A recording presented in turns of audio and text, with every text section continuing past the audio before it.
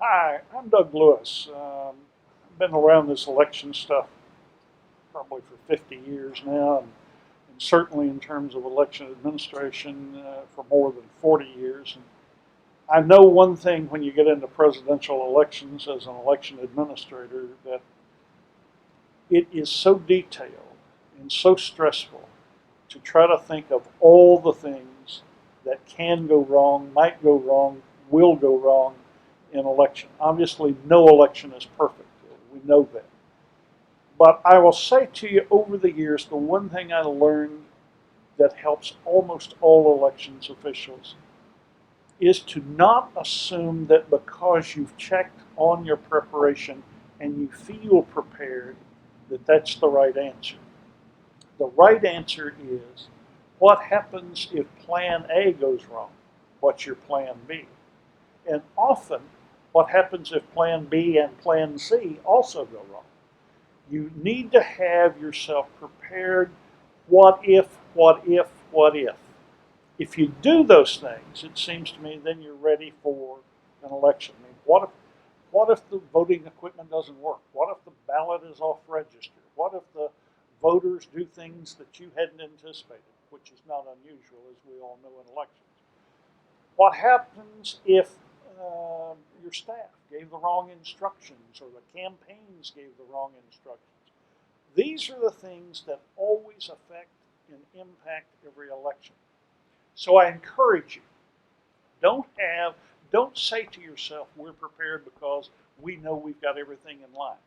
Make sure that you've got everything in line to also do plan B, to do plan C, and plan D. By the time you get to plan D, if it hadn't happened and you hadn't thought of it, we're probably all in trouble anyway. But at that point, if you do that, you'll be better prepared. Just stick with what is known as prior proper planning prevents poor performance. If you do that and understand that and live to that, you and your staff will be much happier in the election, so will your voters, so will the candidates, and so will the news media. In terms of the news media themselves, it seems to me as elections officials, we ought to be telling the news media and the public what are the most common mistakes that happen in an election so that voters know what to do in case they make that kind of mistake.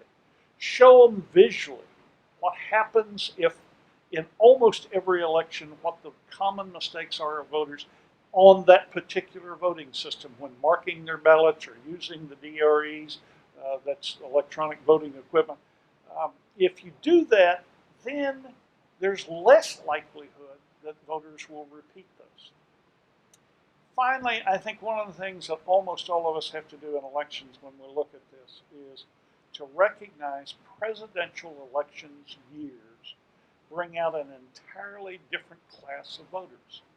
You've got the normal voters who vote in every election, but you also have first-time voters and occasional voters.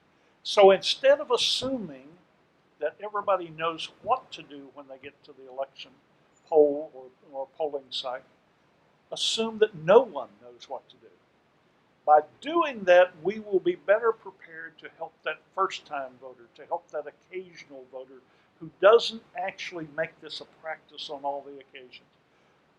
Presidential elections draw out everybody's interest. They draw out either those who want to vote for someone or against someone, but they come out in enormous numbers. And so we have to be prepared to understand that not everybody knows it like we do. My feeling is that all of you are good professionals. We've come a very long way in the last 40 or 50 years in terms of making this a true profession. It also means that we owe it to the voters to have a fair, decent, and accurate election so that the outcome of the election is an accurate reflection of the public's will. If we do that, we treat the voters well, then this will be a successful election no matter who wins. Thank you.